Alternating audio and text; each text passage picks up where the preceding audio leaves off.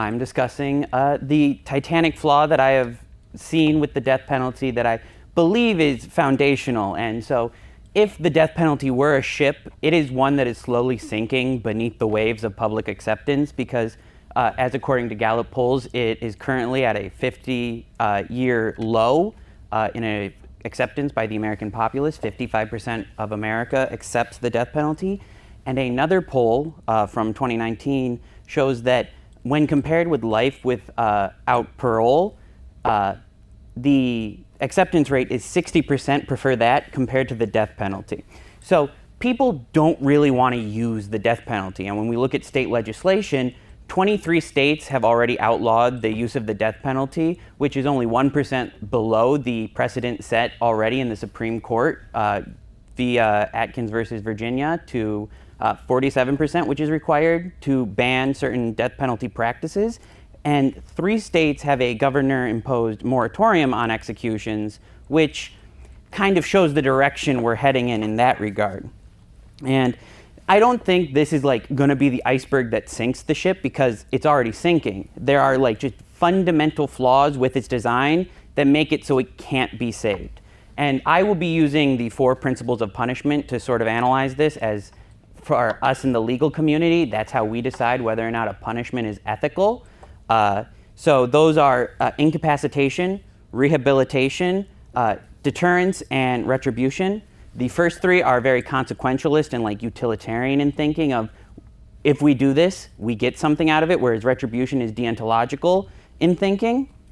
And so first off, with incapacitation, it is fully fulfilled by the death penalty. If you kill somebody, they will not go on to commit another crime. However, in the legal community, incapacitation is one of those principles that is usually considered the like lowest of the 4 because it is, again, the most simple.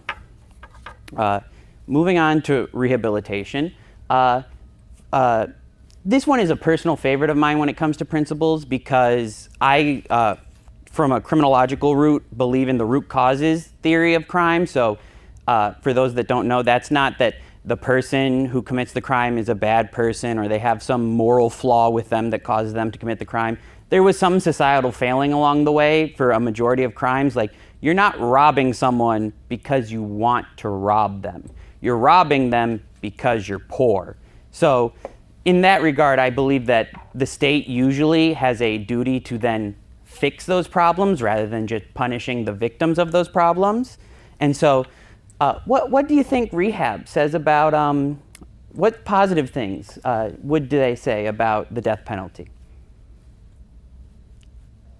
Absolutely nothing. Nothing at all. Rehabilitation is completely antithetical to the death penalty because you can't rehab someone when they're dead. They're dead. They can't change. By executing someone, you are essentially admitting that they are a lost cause and they could never be reformed, which I do not believe because that requires hindsight to look back. You can't just sit there and go, we think he can't be reformed. You won't know that until it's too late to know that. So why are we just making assumptions based off that? Moving on to deterrence, that's one of the major ones that people focus on, as rehabilitation is a much more modern concept and incapacitation was left to a footnote in the Supreme Court cases.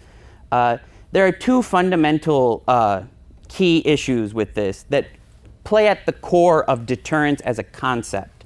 The first is that in order for a deterrent to be a deterrent, the criminal needs to understand that the cost-benefit analysis, they need to be doing that. That doesn't always occur, especially in cases where it is a like felony murder situation where someone is burglarizing a house and a gun accidentally goes off, kills like the homeowner.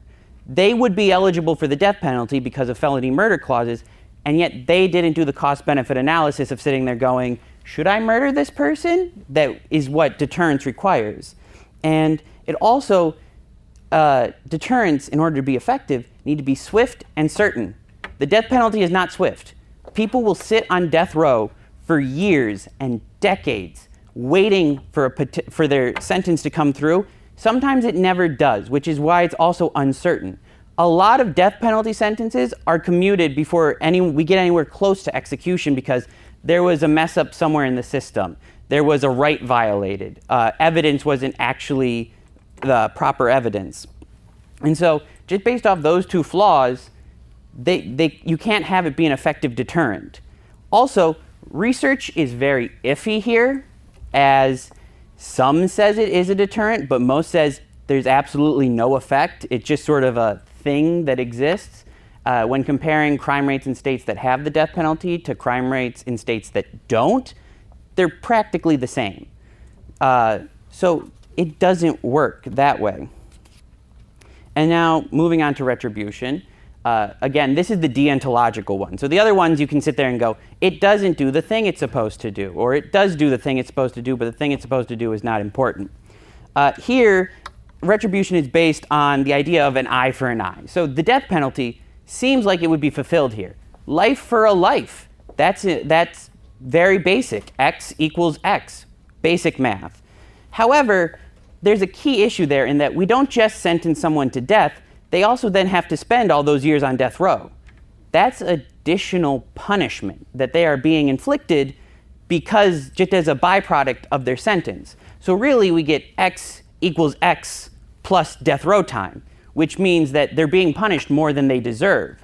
However, we can't just do away with death row time. We can't just sentence them to death and then just immediately execute them, because all those years on death row that lead to all those lessened sentences are there for a reason. We use that time to appeal, to overlook everything, to double, triple, quadruple check everything to make sure that everything is good and this person can die.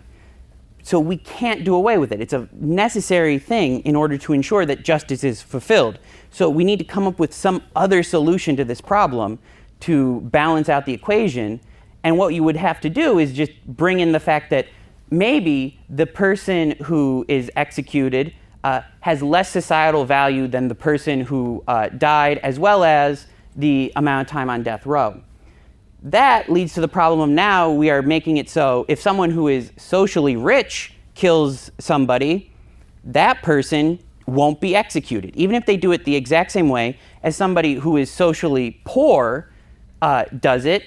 Everything is the exact same other than their value to society. The poor person would end up being executed, the rich person would not, which is fundamentally goes against what we believe justice should be in this country.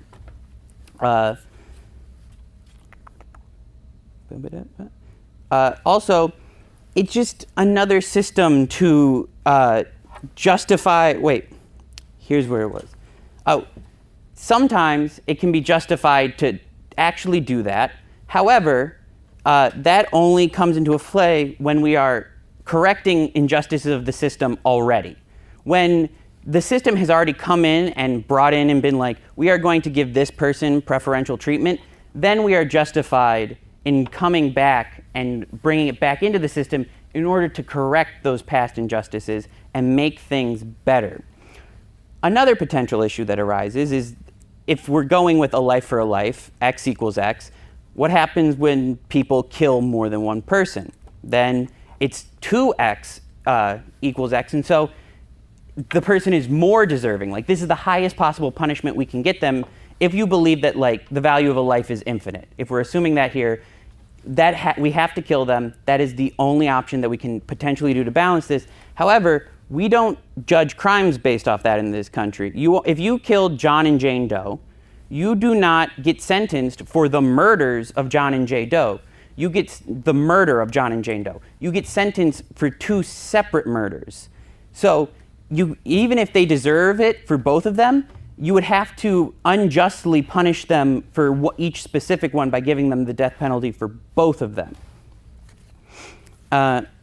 So in conclusion, only one of these principles is fulfilled, and it is the weakest one.